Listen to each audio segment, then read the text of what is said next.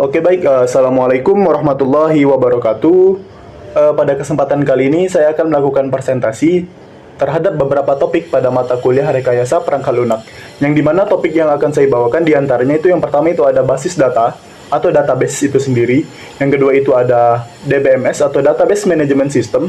Yang ketiga itu ada SQL atau Structured Query Language. Yang keempat itu ada siklus hidup basis data itu sendiri. Yang kelima itu ada ERD atau Entity Relationship Diagram.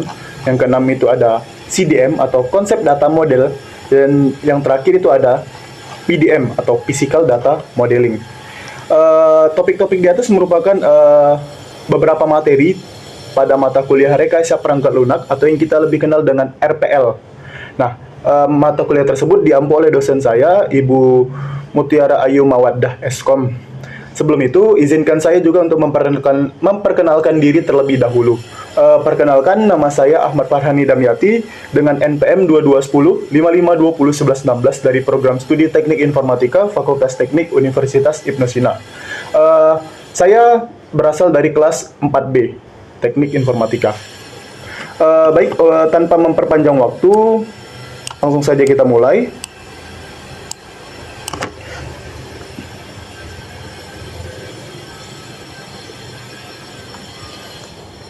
Nah, untuk yang pertama, itu kita akan menjelaskan tentang basis data atau database. Jadi basis data merupakan kumpulan berbagai informasi yang terdapat dari jangka waktu, periode waktu yang cukup lama atau periode waktu tertentu. Jadi kekuatan basis data tersebut itu berasal dari pengetahuan dan teknologi yang telah dikembangkan dan dievaluasikan menjadi wujud dalam sebuah perangkat lunak khusus dengan bantuan evolusi sistem file dan memungkinkan penyimpanan sejumlah data besar. Pada umumnya, basis data ini menjamin bahwa tidak ada data yang hilang jika didukung oleh akses efisien ke item yang lokasinya diketahui oleh file tersebut. Selanjutnya, tujuan basis data. Jadi, basis data ini muncul sebagai tanggapan terhadap metode awal pengelolaan data terkomputerisasi yang kita kenal saat ini, yang dimana data-data tersebut diatur dan diorganisasikan agar diperoleh kemudahan, ketetapan, dan kecepatan dalam pengambilan keputusan yang dibutuhkan oleh pengguna itu. Nah, jadi di sisi lain, penggunaan basis data ini untuk meminimalisir adanya kerangkapan data dan menjaga data agar tetap konsisten dalam pemilihan data yang sesuai dengan fungsi dan jenisnya. Manfaat penggunaan basis data. Jadi, saya mengambil beberapa sampel pada beberapa tempat dalam penggunaan basis data. Yang diantaranya itu ada perbankan dan keuangan. Yang kedua itu ada perusahaan. Dan yang terakhir itu ada universitas. Jadi,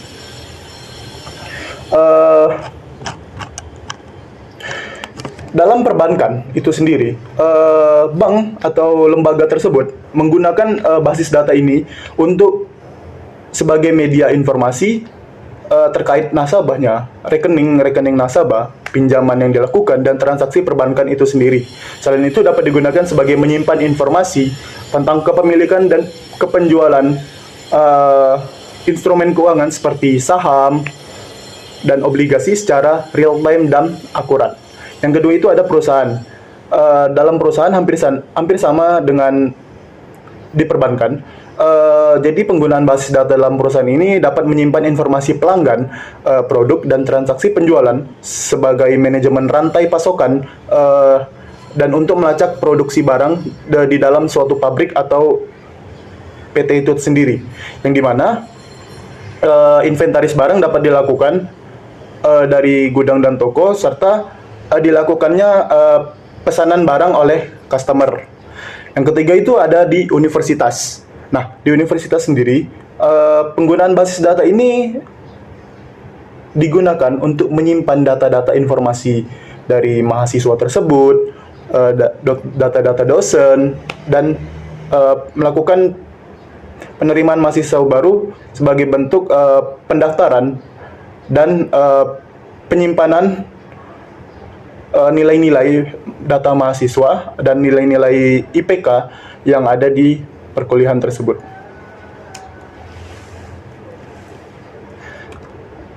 Kelebihan basis data. Jadi di sini ada beberapa kelebihan basis data, di antaranya itu ada keamanan. Yang kedua itu ada data dapat dibagikan. Yang ketiga itu ada redundansi yang dapat dikurangi, dan yang keempat itu tidak kekonsistenan dapat dihindari. Untuk keamanan, jadi keamanan itu dalam penggunaan basis data itu dapat dibatasi hak atau izin penggunanya, sehingga pengguna hanya dapat mengakses data yang bersangkutan dengan pekerjaannya dan tidak bisa mengakses data lain yang telah dibatasi. Yang kedua itu ada data dapat dibagikan. Nah, data dapat dibagikan ini memudahkan aplikasi yang baru saja dibangun dengan menggunakan data yang sama tanpa harus membuat basis data baru lagi untuk penggunaan aplikasi berikutnya. Jadi kita dapat menggunakan data-data lama kita pada aplikasi tertentu untuk dikirimkan ke aplikasi yang barunya, sehingga kita tidak perlu melakukan pensurveian ulang atau penyimpanan data kembali data-data yang baru. Untuk dengan itu kita dapat meminimalisir waktu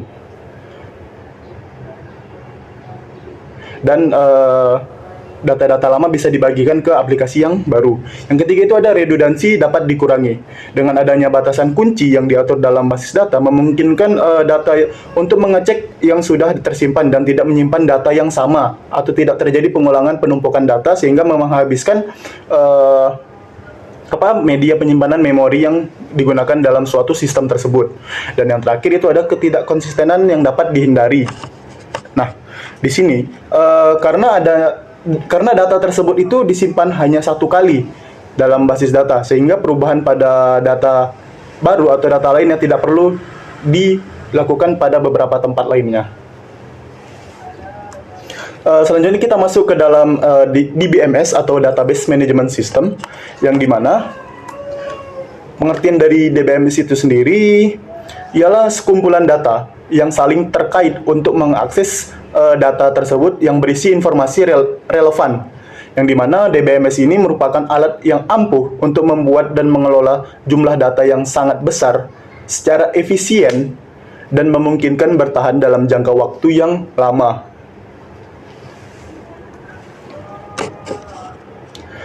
Selanjutnya, fungsi dari DBMS itu sendiri. Yang pertama itu ada kemudahan modifikasi, yang dimana dapat memberikan pengguna dalam kemampuan untuk meminta data dan memodifikasi data tersebut menggunakan bahasa query yang digunakan pada DBMS tersebut.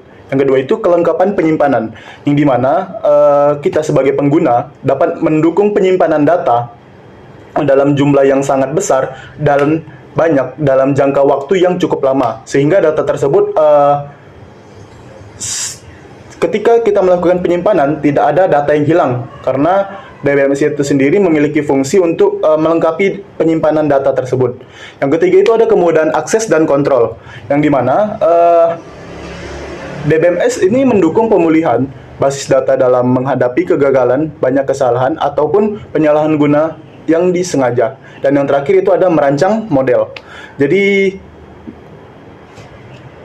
dalam hal ini memungkinkan pengguna untuk membuat basis data baru dan menentukan skema basis data yang akan dirancang dan dimodel kembali.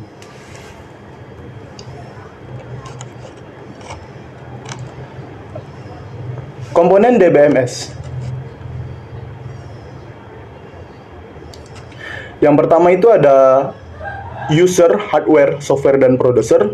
Kemudian itu ada data, yang dimana data ini merupakan informasi yang dibutuhkan dan juga metadata. Yang ketiga itu ada database manager, yang merupakan komponen yang menerima query dari prosesor dan menguji berbagai faktor eksternal dan konseptual untuk menentukan apakah rekaman yang ada tersebut dibutuhkan untuk memenuhi permintaan hingga selesai. Yang keempat itu ada DDL compiler, yang dimana berguna untuk mengubah berbagai data pernyataan DDL tersebut menjadi kumpulan data tabel yang berbentuk meta ataupun data dictionary. Yang kelima itu ada dictionary manager, yang digunakan untuk mengontrol pengaksesan dan memeliharanya. Yang keenam itu ada DML processor, yang merupakan komponen yang memiliki fungsi untuk memanipulasi dan mengubah berbagai perintah DML agar dapat diteruskan dengan menempelnya pada program aplikasi dalam bentuk fungsi tersebut.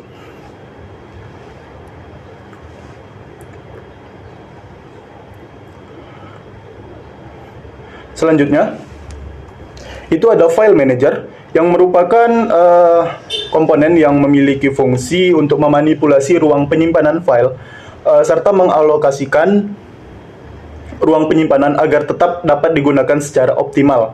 Dan yang terakhir itu ada query processor, yang berfungsi sebagai membantunya database untuk mengubah query menjadi instruksi yang sesuai untuk database yang digunakan. Kemudian kita masuk ke dalam elemen-elemen pada database management system. Yang pertama itu ada atribut. Nah, atribut ini sangat diperlukan agar data yang diperoleh lebih mudah untuk diproses dan ditemukan ketika pengguna membutuhkan data tersebut, sehingga tidak kesulitan dalam menemukan data tersebut. Yang kedua itu ada entitas. Jadi entitas ini merupakan elemen yang mampu membuat objek seperti nama tempat, kondisi, atau orang yang nanti akan direkam ataupun disimpannya. Yang ketiga itu ada field, yang merupakan elemen yang berfungsi untuk membantu ataupun akan mencerminkan berbagai data dengan lebih spesifik dan detail secara nama dan keterangan lain di database yang tersedia. Dan yang keempat itu ada karakter, ataupun yang terakhir itu berguna untuk membantu komponen kecil dalam suatu data yang biasanya dapat berbentuk numerik ataupun berbagai huruf agar membentuk suatu item dari suatu data yang dimiliki ataupun dalam rangkaian DBMS tersebut. Kita masuk ke topik yang ketiga, itu adalah SQL atau Structured Query Language. Jadi SQL itu sendiri merupakan sebuah pemrograman yang digunakan dalam mengakses, mengubah, dan memanipulasi data yang berbasis relasional yang harus ditentukan ke sistem dengan menggunakan Data Definition Language atau DDL sendiri, sehingga memungkinkan spesifikasi yang tidak hanya seperangkat hubungan, tetapi juga informasi tentang masing-masing hubungan tersebut.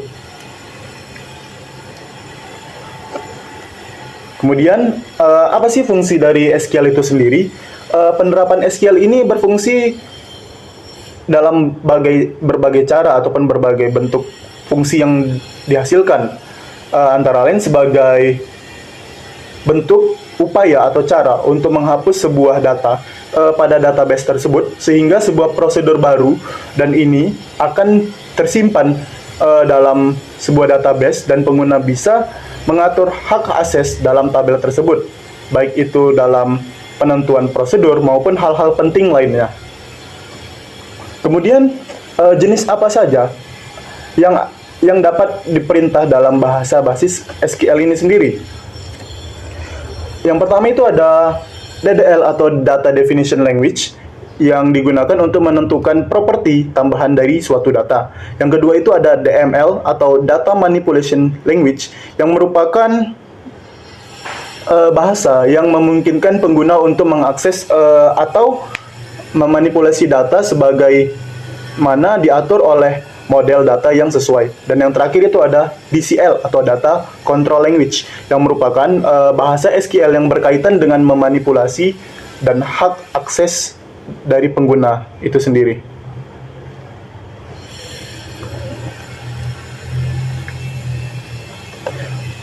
Kemudian kita masuk ke topik baru, itu adalah siklus basis. Selanjutnya kita masuk ke topik baru, yaitu siklus hidup basis data. Nah, di sini cukup banyak siklusnya, mulai dari database planning hingga operational maintenance yang dilakukan dalam database yang dijalankan. Nah, di sini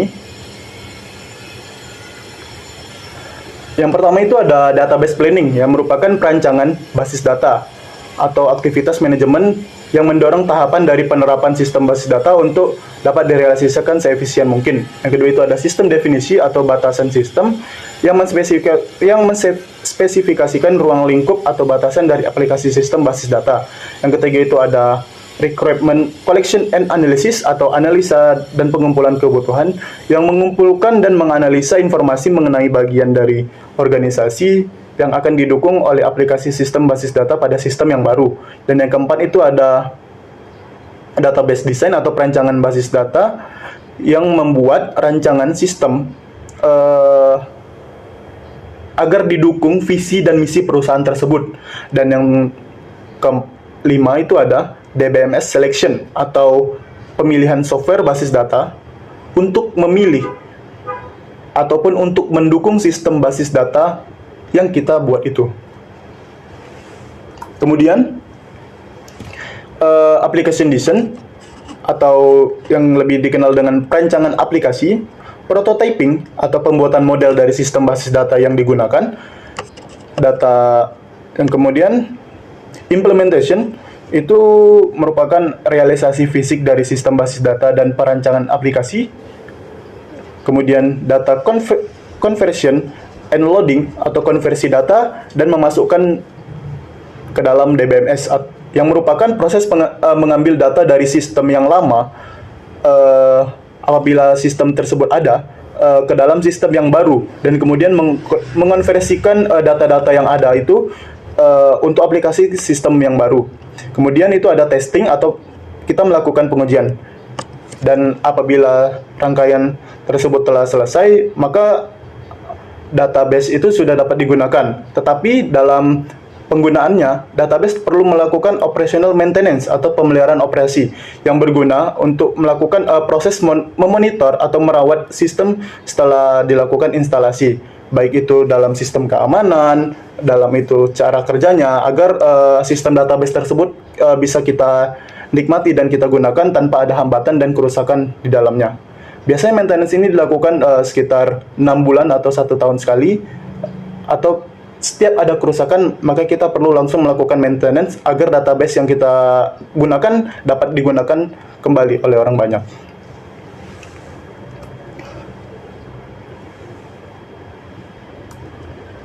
Selanjutnya kita masuk ke dalam ERD atau Entity Relationship Diagram. Nah, jadi apa sih ERD itu? ERD merupakan kualitas yang sederhana dan jelas yang memungkinkan menjelaskan sebagian besar penggunaan model IR secara luas. Jadi ERD ini dapat mengekspresikan keseluruhan logika struktur database secara grafis yang terlibat dalam perusahaan dunia nyata dan hal objek yang hubungannya sangat luas yang digunakan secara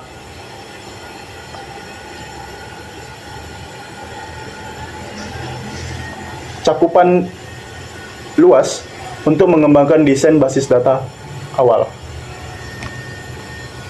Kemudian apa aja sih komponen penyusun ERD itu sendiri? Komponen penyusun ERD ini hampir sama, yang terdiri dari entitas, atribut, relasi, dan garis. Nah, entitas itu apa sih? Entitas ini merupakan kumpulan objek yang dapat diidentifikasikan secara unik atau saling berbeda. Biasanya simbol dari entitas ini adalah persegi panjang. Yang kemudian itu, yang kedua itu ada atribut. Jadi atribut ini merupakan komponen kedua penyusunan dari suatu ERD, yang dimana setiap entitas pasti memiliki elemen yang disebut dengan atribut yang berfungsi untuk mendeskripsikan karakteristik dari entitas tersebut. Yang ketiga itu ada relasi, yang merupakan hubungan antara sejumlah entitas yang berasal dari himpunan entitas yang berbeda gambar dari relasi ini sendiri adalah simbol belah ketupat. Dan yang terakhir itu ada garis. Garis merupakan bentuk yang menghubungkan antar atribut-atribut penyusun dari komponen ERD yang menunjukkan bahwa hubungan entitas itu terjadi pada diagram IR yang kita buat atau kita susun.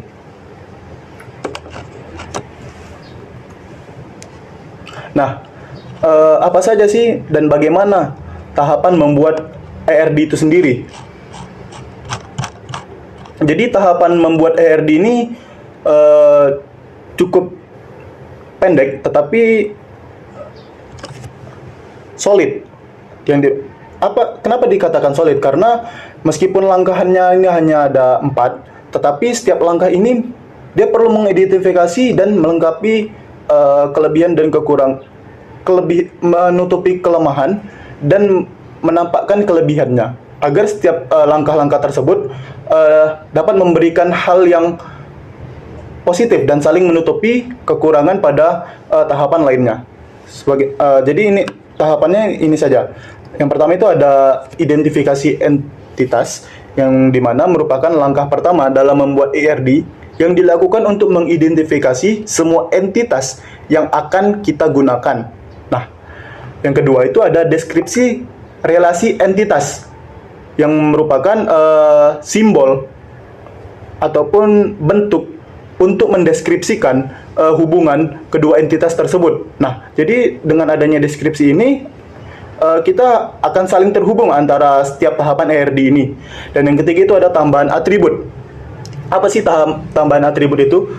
Merupakan kunci untuk setiap entitas dengan menggunakan simbol oval apabila kita membuat tahapan dari bentuk ERD itu. Dan yang terakhir itu kita harus memenuhi diagram yang memungkinkan tidak setiap entitas mempunyai hubungan, ataupun beberapa hal diantaranya malah memiliki relasi yang banyak. Tapi itu tidak masalah. Kita hanya perlu melengkapi tahapan dalam membuat ERD hingga penuh dalam bentuk diagram itu.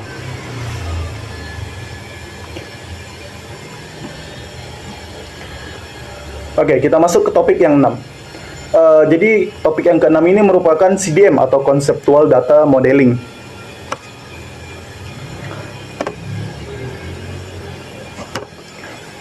Apa sih Conceptual Data Modeling atau CDM ini?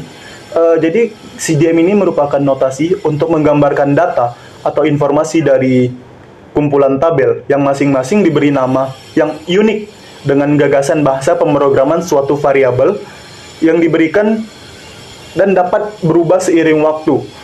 Demikian pula isi dari model tersebut dapat berubah seiring waktu ketika diperbarui. Sebaliknya, skema hubungan umumnya tidak dapat berubah. Jadi, dalam CDM ini, suatu gagasan ini dapat berubah-ubah, tetapi tidak dengan skema hubungannya yang akan tetap dan permanen dalam konseptual ini. Selanjutnya, notasi struktur pada Conceptual Data Modeling. Itu ada 3. Yang pertama itu ada struktur data, yang kedua itu ada operasi pada data, yang ketiga itu ada kendala pada data. Nah, apa sih struktur data itu? Struktur data itu digunakan untuk mengimplementasikan data dari komputer, yang dalam diskusi sistem tersebut sebagai model data fisik, yang sebenarnya itu juga jauh dari fungsi sebagai implementasi data fisik tersebut.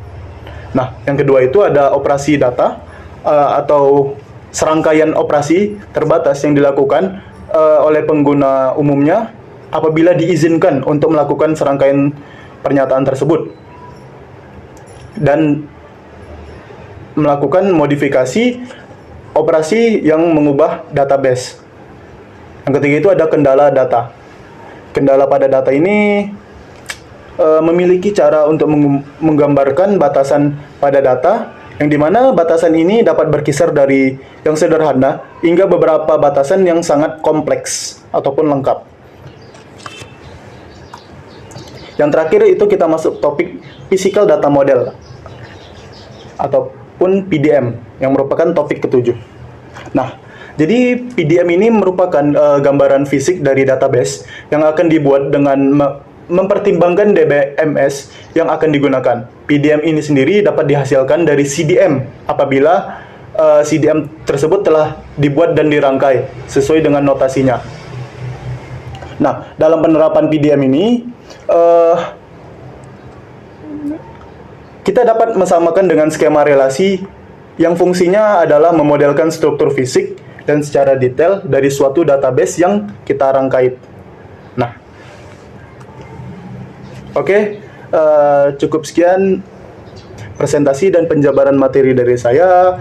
Mohon maaf apabila ada kesalahan dan kekurangan dari presentasi dan pembawaan topik yang saya bawakan. Sekian, terima kasih. Wassalamualaikum warahmatullahi wabarakatuh.